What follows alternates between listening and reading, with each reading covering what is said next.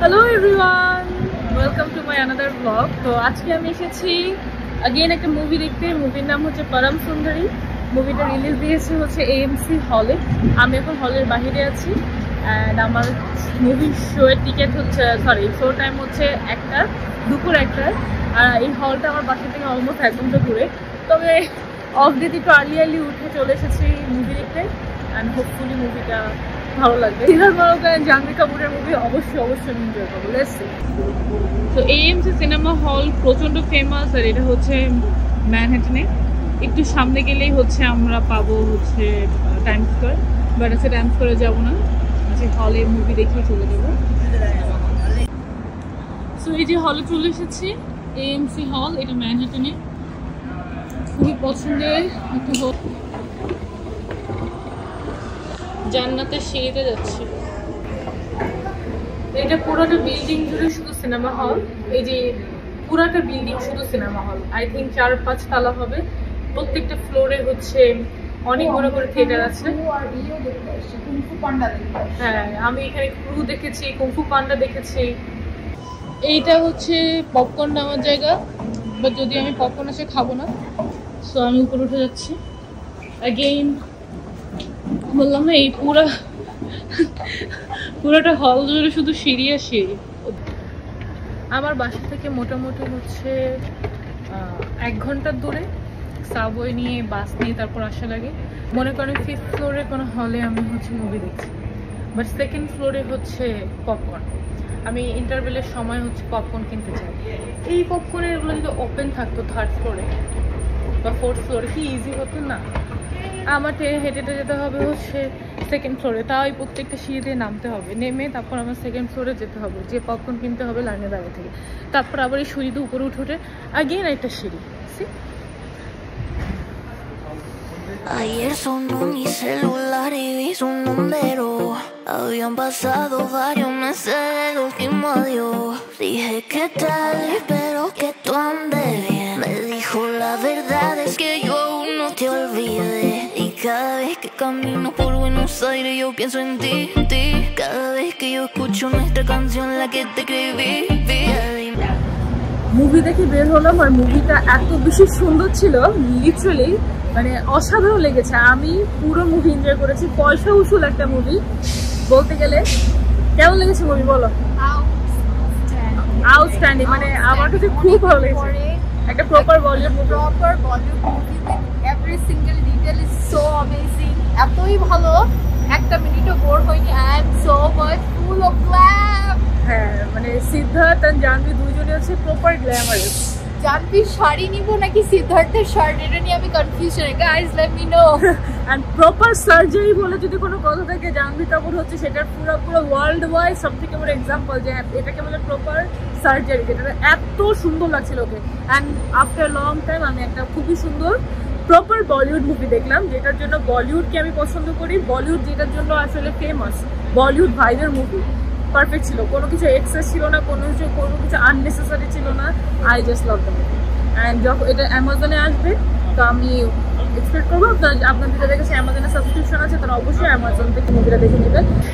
So movie দেখা শেষ করে এখন আমরা যাচ্ছি জ্যাকসন হাইটসে। জ্যাকসন হাইটসে আমরা যাব হচ্ছে একটা নেপালি রেস্টুরেন্টে, যেখানে নেপালি থালি পাওয়া যায়। খুব ক্রেভিং হচ্ছে আমার আর আমার বোনের, আমরা নেপালি থালি খাবো।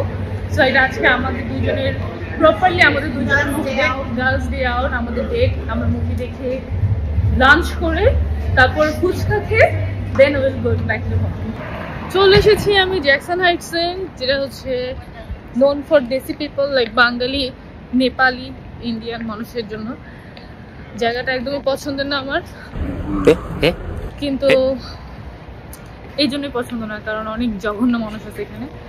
বাট এখানে খাবার অনেক মজা পাওয়া যায়, দেশি খাবার পাওয়া যায় আসলে। তো আমি এখন নেপাল রেস্টুরেন্টে যাচ্ছি অ্যান্ড হোপফুলি আমার কাজিনকে সাজেস্ট করে নিয়ে যাচ্ছি। হোপফুলি সব মানে ওর খাইতে ভালো লাগবে, পুরা র দেশি খাবার।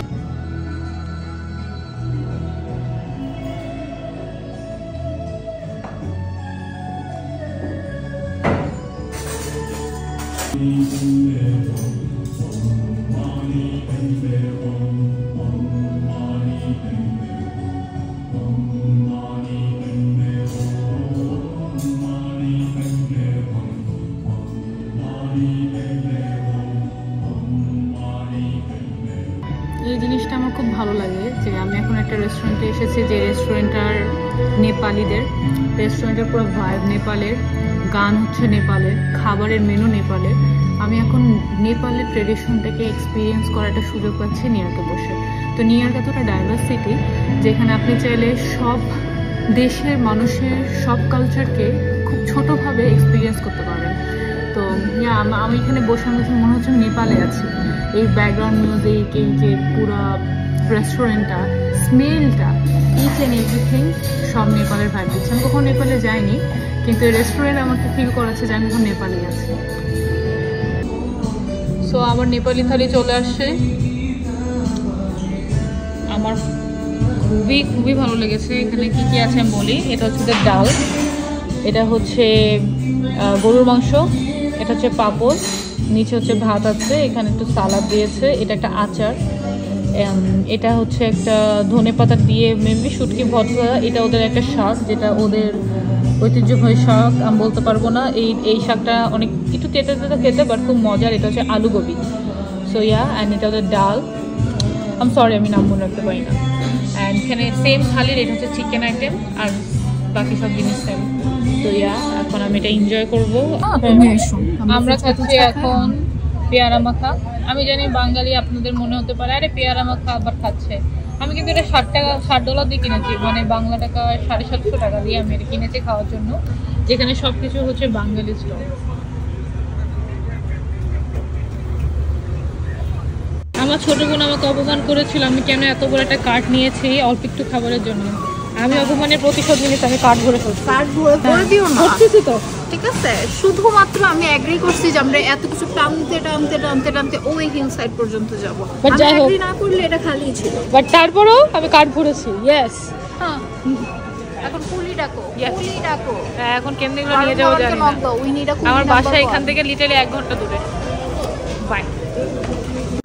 সো আমার ব্লগটা এখানেই শেষ করছি। এখন আমি বাসায় চলে যাব। আমি বাস স্ট্যান্ডে বসে আছি বাসের জন্য।